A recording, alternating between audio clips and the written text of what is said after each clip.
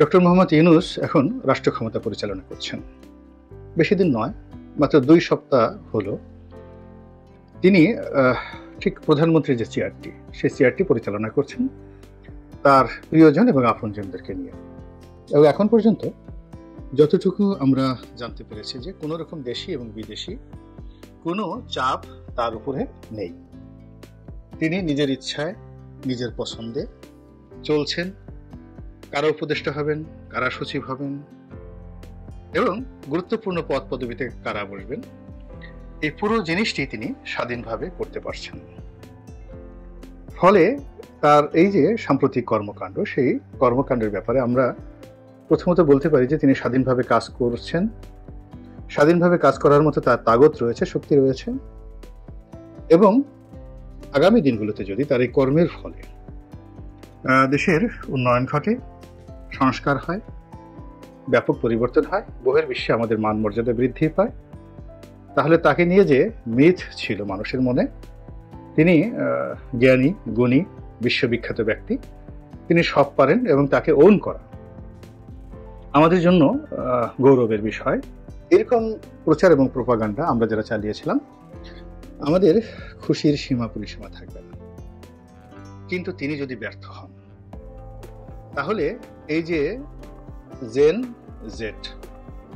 Generation J বা generation Z, যে তারুণ্য এই বিপ্লবটি ঘটালো এবং সেই তারুণ্যের যে অভ্যুত্থানের সঙ্গে আমজনতা, সাধারণ জনতা, তারা যোগদান করলেন এবং তার ফলে ডক্টর মোহাম্মদ ইউনূস এবং তার সঙ্গী সাথীরা যে ক্ষমতায় বসলেন, কোনো কারণে যদি ডক্টর ইউনূস ফেল করেন, পরাজিত হন, ব্যর্থ হন, আল্লাহ না করুক, প্রথমে নাউজুবিল্লাহ বলে নিচ্ছে, যদি এমন পরিস্থিতি হয় তাকেও শেখ হাসিনার মতো চলে যেতে হয়, পালিয়ে যেতে হয়, কিংবা এমন যদি হয় তিনি হঠাৎ করে আমেরিকা চলে গেলেন আর এলেন না, কিংবা ইতিপূর্বে তিনি যখন রাজনৈতিক দল করেছিলেন, এটা তো রেকর্ড রয়েছে, তার সঙ্গে অনেকে যোগদান করেছিলেন এবং তার উপর নির্ভর করেছিলেন, কিন্তু শেষ মুহূর্তে এসে তিনি একেবারে 180 ডিগ্রি অ্যাঙ্গেলে গিয়ে বললেন, আমি রাজনীতি বুঝি না, রাজনীতি করব না,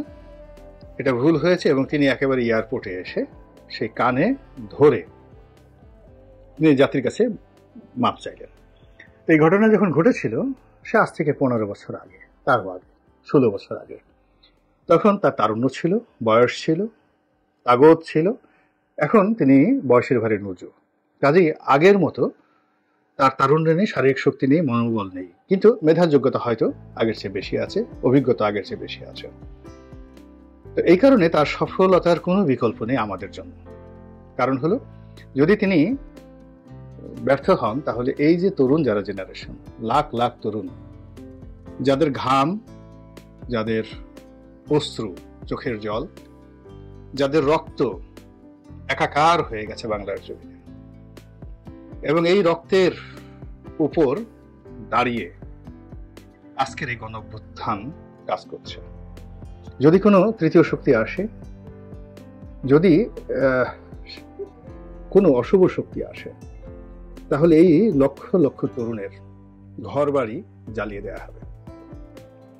আমরা যারা বড় বড় কথা বলছিলাম, আমাদেরকে জীবন্ত কবর দেওয়া হবে। আমরা যারা দেশের মধ্যে আছি, জীবন্ত কবর। এখানে যাদেরকে এখন আইন আদালতে তোলা হচ্ছে, গ্রেপ্তার করা হচ্ছে, এটা তারা অনেক সৌভাগ্যবান। কিন্তু আগামীতে যদি আমরা পরাজিত হই, আমরা এই সুযোগটুকু পাবো না। আমাদেরকে একেবারে জীবন্ত ভস্য করা হবে, চিতায় ফেলে আমাদেরকে জ্বালিয়ে দেওয়া হবে, অনেককে একেবারে জীবন্ত পুঁতে ফেলা হবে, এবং আমাদের বাড়ি ঘর এমন ভাবে মিশিয়ে দেওয়া হবে, মনে হবে এখানে কোনো বাড়িঘর ছিলই না।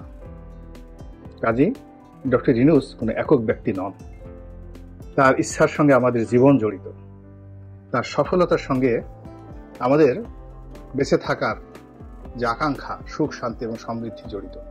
কাজেই তাকে তেল মারা যাবে না, পুতুপুতু করা যাবে না তাকে নিয়ে। তাকে প্রতি মুহূর্তে সচেতন রাখার জন্য অত্যন্ত বিনয়ের সঙ্গে, যাতে তার মনে কষ্ট না লাগে, এইভাবে কিছু কথা বলতে হবে। আমি শুরু করেছি, অনেকেই শুরু করেছেন, আমি চেষ্টা করছি যেন কোনো অবস্থাতেই এই প্রবীণ মানুষটি, সম্মানিত মানুষটি আমার দ্বারা আঘাতপ্রাপ্ত না হন। কিন্তু আমি অতীতে শেখ হাসিনাকে নিয়ে অনেক নির্দয় সমালোচনা করেছি, সে 2009 সাল থেকেই। আপনারা যারা নিয়মিত আমার টকশো দেখেন, ভিডিও দেখেন, লেখালেখি পড়েন, তারা হয়তো জানেন।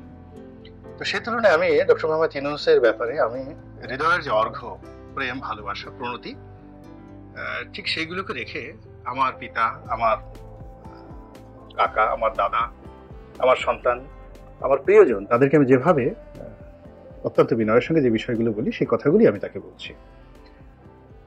এই যে ক্ষমতা গ্রহণ করার পর থেকে তার মধ্যে যে সমস্যাগুলো দেখা দিচ্ছে, এই সমস্যাগুলো যদি তিনি দূর করতে না পারেন, তার সফলতার কোনো সম্ভাবনা নেই। তিনি বিপুল গৌরবে পরাজিত হবেন। এক এক করে বলছি। তার প্রথম সমস্যা হলো তার মধ্যে সুলতান ফিরোজ শাহ তুগলক সিনড্রোম দেখা দিচ্ছে। 2014 সন থেকে এই সিনড্রোমটি শেখ হাসিনার মধ্যে দেখা দিয়েছিল এবং এটি বাড়তে বাড়তে বাড়তে বাড়তে শেখ হাসিনার পতন পর্যন্ত তাকে পৌঁছে দিয়েছিল।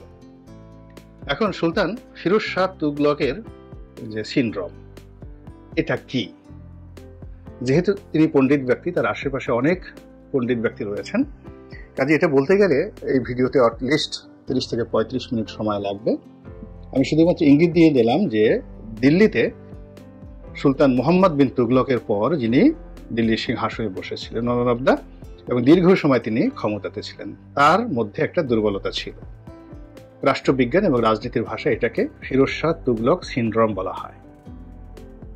এবং ওই সমসাময়িক যে কজন ঐতিহাসিক ছিলেন, ফিরিস্তা, তারপরে মিনহাজুস সিরাজ, তারা সবাই স্পষ্টভাবে এই বিষয়গুলো লিখে দিয়েছে। এবং রাজনীতির অনেক বইতে এই সিনড্রোম সম্পর্কে, এমনকি অপরাধ বিজ্ঞানের বইতেও এই সিনড্রোম সম্পর্কে বিস্তারিত রয়েছে। ডক্টর ইউনূস এবং তার যেহেতু একটা গবেষণা সেল রয়েছে এবং অনেক বিজ্ঞ ব্যক্তি রয়েছেন, এই বিষয়গুলো উপস্থাপন করে তার কাছে যদি দেয়া হয়, তৈরি করে দেওয়া হয়, এবং তিনি যদি সিনড্রোম থেকে মুক্ত হন, আশা করি তিনি অনেক ভালো করতে পারবেন। তার 2 নম্বর যে সমস্যা, তিনি মন এবং মানসিকতায় চট্টগ্রামের বাইরে যেতে পারছেন না এবং গ্রামীণ ব্যাংকের বাইরে যেতে পারছেন না। এবং তিনি যেভাবে গ্রামীণ ব্যাংক চালিয়েছেন, তার প্রতিষ্ঠানগুলো চালিয়েছেন, এবং চট্টগ্রামের যে অঞ্চল থেকে এসেছেন, এই আঞ্চলিকতা এই অল্প সময়ের মধ্যে তার উপর যেভাবে ভর করেছে, এটি কোনো অবস্থাতেই তার জন্য শুভ পরিণয় বা পরিণতি বয়ে আনবে না। এটা থেকে তাকে বের হতে হবে, তাকে সার্বজনীন হতে হবে। কেন গ্রামীণ ব্যাংকের নূরজাহান বেগমকে তার লাগবে? এগুলো নিয়ে কথা হচ্ছে। কেন লামিয়াকে তার লাগবে? একেবারে সিনিয়র সচিব পদে লামিয়াকে প্রমোশন দিয়ে তার পাশে বসাতে হবে কেন? সিভিল সার্ভিসে, মিলিটারি সার্ভিসে, তারপর অন্যান্য জায়গা থেকে লোক নেই, কেন এই জায়গাগুলোতে লাগবে? এগুলো নিয়ে খুবই নেতিবাচক কথাবার্তা হচ্ছে। উনি বয়স্ক মানুষ, সব কথা তার সামনে কেউ বলতে পারে না, কিন্তু এই জিনিসগুলো ঘটছে। এবং বিশেষ করে যেখানে পুরুষের সাথে নারী আছে, নারীর সঙ্গে পুরুষ আছে, বিশেষ করে রাষ্ট্র ক্ষমতা যারা পরিচালনা করেন, তাদেরকে এই ব্যাপারে খুবই খুবই সতর্ক হতে হয়। বাদশা হারুন আর রশিদের মতো মানুষ, তিনি যে বিপদে পড়েছিলেন শুধুমাত্র একজন রমণীর কারণে, যুদ্ধ হয়ে গিয়েছিল, এই জিনিসগুলো জানতে হবে। একজন রমণীর কারণে সম্রাট জাহাঙ্গীর, সম্রাট আকবরের মধ্যে, পিতা পুত্রের মধ্যে যুদ্ধ হয়ে গিয়েছিল। এরপর একটার পর একটা তার জীবনে অনেক নারী এসেছে বাদশাহ জাহাঙ্গীরের জীবনে, এবং সবগুলো নারীর জন্যই অসংখ্য খুন খারাপি হয়েছে, বদনামি হয়েছে, সমস্যা হয়েছে। এবং সম্রাট আকবরের জীবনে ঠিক এখন সমস্যা। এখন রাষ্ট্র চালাবেন, ভালো কথা, সব মিলিয়ে আপনি আপনার মতো করে নর্মাল ওয়েতে রাষ্ট্রের একটা যে প্রোটোকল আছে, সেই প্রোটোকলের মধ্যে আপনি অনেক কিছু করতে পারেন। এটা দয়া করে তিনি যদি দেখেন যে গ্রামীণ ব্যাংকের মতো করে, গ্রামীণ ফোনের মতো করে, কোনো প্রাইভেট বা কর্পোরেট হাউসের মতো করে আসলে পাবলিক অফিসগুলো কখনোই চলে না। আর যিনি নেতা হবেন, 18 কোটি মানুষের নেতা হবেন, তিনি চট্টগ্রামের জোবরা গ্রামের বাসিন্দা হিসেবে তার মন মস্তিষ্ক সেই দিকে মোতবাজ্য করে রাখলে এই জিনিসটি হবে না। তারপরে যে বিষয়টি সেটা হলো তার মধ্যে এখনো পর্যন্ত প্রো পিউপিল সাধারণ আম জনতার সঙ্গে তার যে ইন্টারঅ্যাকশন এটা স্বাভাবিক নয়। যেমন তিনি খুব আবেগের বশবর্তী হয়ে শহীদ সাইদের বাড়িতে গেছেন, সেখানে যে কথাগুলো বলেছেন সেখানে কান্না করার চেষ্টা করেছেন।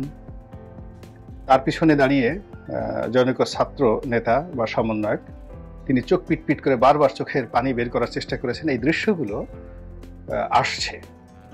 আমি মনে করি যে এই কাজগুলো তার আর করা উচিত হয় না। এর কারণ হলো প্রো পিউপিল জনগণের জন্য যদি আপনাকে কাজ করতে হয় তাহলে জনগণের সঙ্গে ইন্টারাকশন থাকতে হবে, তাদের সুখ দুঃখের ভাগিদার হতে হবে। তিনি সেটা কখনো করেননি। ফলে জনগণের জন্য অশ্রু ফেলতে একটা সংবেদনশীল হৃদয় দরকার, যেটা বঙ্গবন্ধুর ছিল। আর যদি আপনি অভিনয় করতে চান তাহলে শেখ হাসিনার মতো পাক্কা অভিনেত্রী না হলে অভিনয় না করাও ভালো। কিন্তু শেষ পর্যন্ত শেখ হাসিনাও কিন্তু সব অভিনয় করতে পারেননি। তিনি লাস্টে মেট্রো রেলে গিয়ে বা অন্যান্য জায়গাতে গিয়ে যে অভিনয় করার চেষ্টা করেছেন এটি ধরা খেয়েছেন। এটা গেল 3।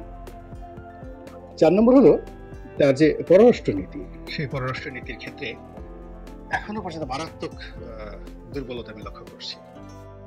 তিনি যাকে পররাষ্ট্র উপদেষ্টা হিসেবে মনোনয়ন দিয়েছেন মিস্টার তৌহিদ, ইটস ওকে, কিন্তু he is not a leader. পররাষ্ট্র মন্ত্রণালয়ে অনেক যোগ্যতম ব্যক্তি আছেন যারা জ্ঞানে গুণে নেতৃত্বে তৌহিদ সাহেবের সাথে অনেক অনেক প্রগতিশীল।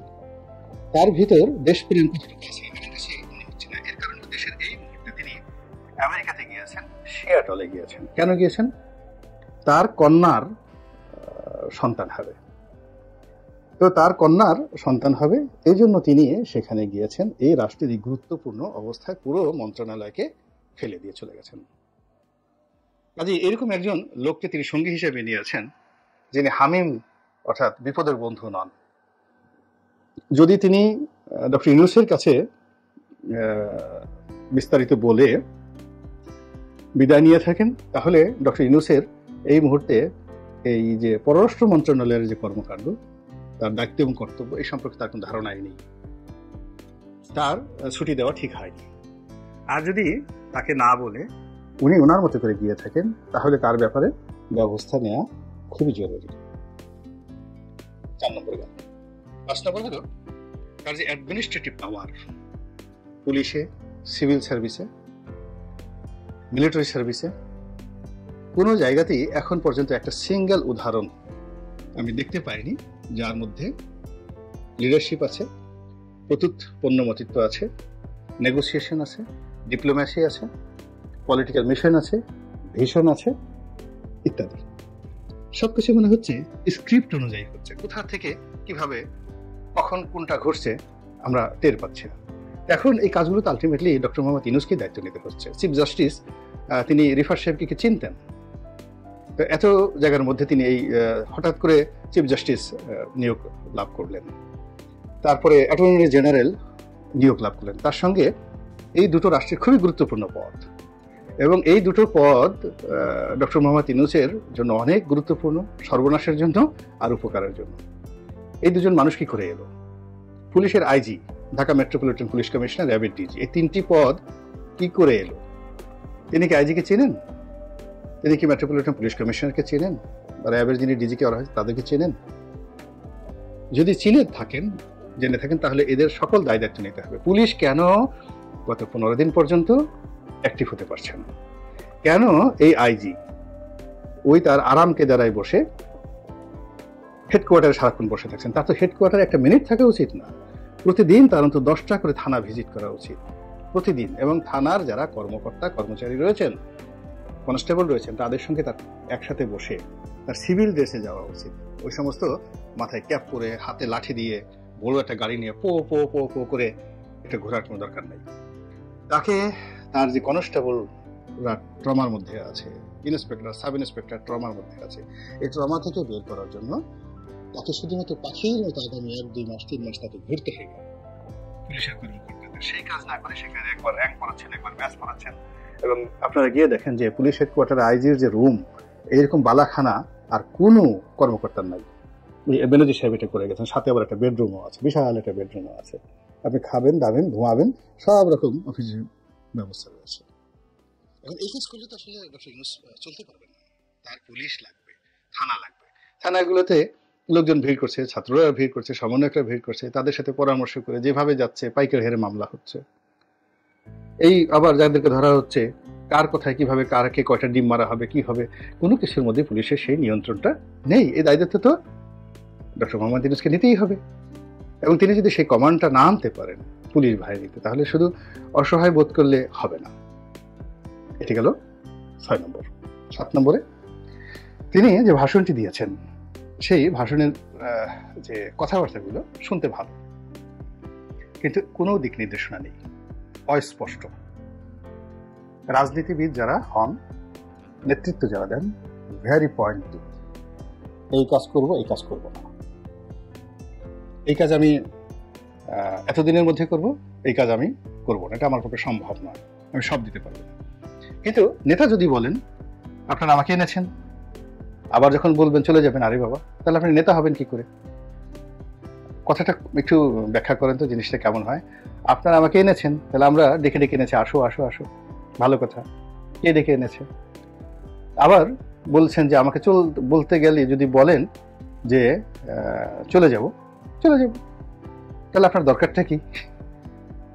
কেন আপনার দরকার? আপনার এই পদ, আপনার এই পেছনে রাষ্ট্র যে অর্থ খরচ করছে, আপনাকে যে বাড়িতে রাখা হয়েছে, কেন বলেন আপনি আমাদেরকে সেবা করবেন, আমাদেরকে চলে যাবেন কেন? কেন আপনার এই হতাশা? কেন আপনার এই অদূরদর্শিতা? কেন আপনার এই কণ্ঠে অসহায়ত্ব? এই জায়গাগুলো ছেড়ে ফেলে, ইউ আর এ লিডার, আপনি নেতা, আপনি সেই ইউরোপ আমেরিকার সাজানো কোনো মঞ্চের বক্তা নন, ইউ আর এ লিডার। আপনার প্রতিপক্ষ শেখ হাসিনা, নরেন্দ্র মোদী, আপনার প্রতিপক্ষ বেগম খালেদা জিয়া, তারেক রহমান, আপনার প্রতিপক্ষ জামাত, দেশের 18 কোটি মানুষের মধ্যে ছাত্ররা যারা বসেছে তার বাইরে একটা বিশাল শ্রেণী, কম করে 5 থেকে 6 কোটি মানুষ, আওয়ামী লীগ যারা করে, তারা প্রতি মুহূর্তে আপনাকে টেনে হিসড়ে নামানোর জন্য পথ পেতে বসে আছে। আপনার কণ্ঠে যদি দুর্বলতা থাকে, তারা তো আনন্দে লাফাবে, বগল বাজাতে থাকবে, ক্যাতকুত ক্যাতকুত করে বগল বাজাতে থাকবে। বগলের সাবান দিয়ে ছোটকালে আমরা যেভাবে বগল বাজাতাম না, শব্দ করে, এইভাবে আপনার এই ভাষণ শুনে সবাই ক্যাতকুত ক্যাতকুত করে তারা ডাকাডাকি শুরু করে দিয়েছে। যার জন্য ডক্টর মোহাম্মদ ইউনূস মান্যবর প্রধান উপদেষ্টা স্বনির্বন্ধন ঘুরে দাঁড়ানো। আর এই সমস্ত এই যে পাঞ্জাবি পরা, তারপরে ওই যে সমস্ত এগুলো ঠিক না। আপনি একজন রাষ্ট্রপ্রধান, সরকার প্রধান।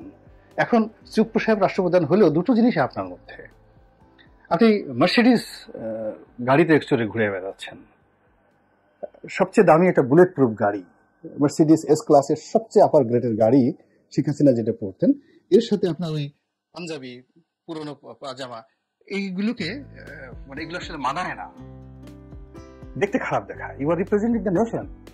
এগুলো আপনি অন্য জায়গাতে সেগুলো হয়, আমি আপনাকে জাস্ট কোথায় সব কথা শুনতে ভালো হয় না। যেমন মহাত্মা গান্ধী, তিনি খালি গায়ে থাকতেন, ধুতি পরে থাকতেন। তো এটা নিয়ে একবার নীরজ চন্দ্র চৌধুরীকে জিজ্ঞাসা করা হলো যে এই যে নেতাজি, নেতাজি তো না, বপু বা মহাত্মা গান্ধী, মহাত্মাজি, তিনি এই যে খালি গায়ে এইভাবে ঘুরেন এবং এইভাবে তিনি ইংল্যান্ডে গেলেন, এটাকে আপনি কি দৃষ্টিতে দেখেন? Niraj Chandra Chowdhury one of the greatest scholar এই শতাব্দীর।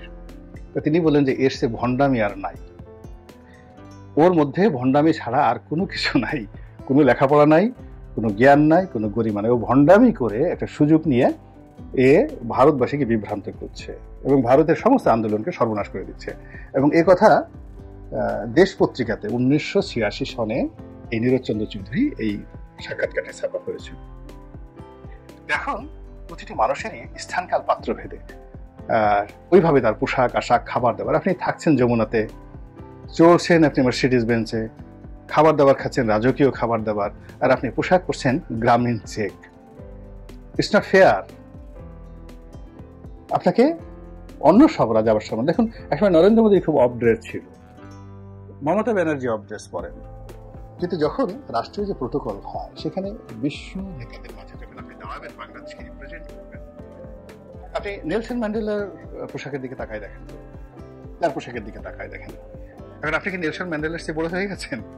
তার পোশাকের দিকে তাকায় দেখেন কি স্মার্ট তিনি ছিলেন, একটা জাতীয় পোশাক পরতেন, নিজস্ব একটা ড্রেস ছিল ইয়াসির আরাফাতের। আপনি একবার তাকাই দেখেন তো সেই পোশাকগুলো। এবার আপনি চে গুয়েভারের পোশাক দেখেন, বা চে গুয়েভারের বন্ধু যিনি ফিদেল ক্যাস্ট্রো, তার পোশাক দেখেন, সালভেদর আলেন্দের পোশাক দেখেন, কত বড় বিপ্লবী। নাসের, কামাল আব্দুল নাসের, তার পোশাক দেখেন। সেইভাবে আপনি সুন্দর করে নিজেকে প্রস্তুত করেন। অ্যাজ লং অ্যাজ আপনার ফুড যদি ভালো না হয়, আপনার মনে স্পৃহা জাগবে না, পোশাক যদি ভালো না হয়, এবং আপনি যদি পরিবেশ যে চেয়ারে বসেন, চেয়ারের সাথে যদি আপনার মন মানসিকতা ভাবে রাজস্বিকতা না আসে, রাজার চেয়ারে প্রজা বসে না, আপনি রাজার চেয়ারে বসে আছেন, রাজার চেয়ারে রাজার মতোই বসতে হয়। রাজা কখনো মানে ভয় পায় না, তাকে রাজদণ্ড হাতে নিয়ে রাজার মতোই সবকিছু চলতে হয়। তো এই যে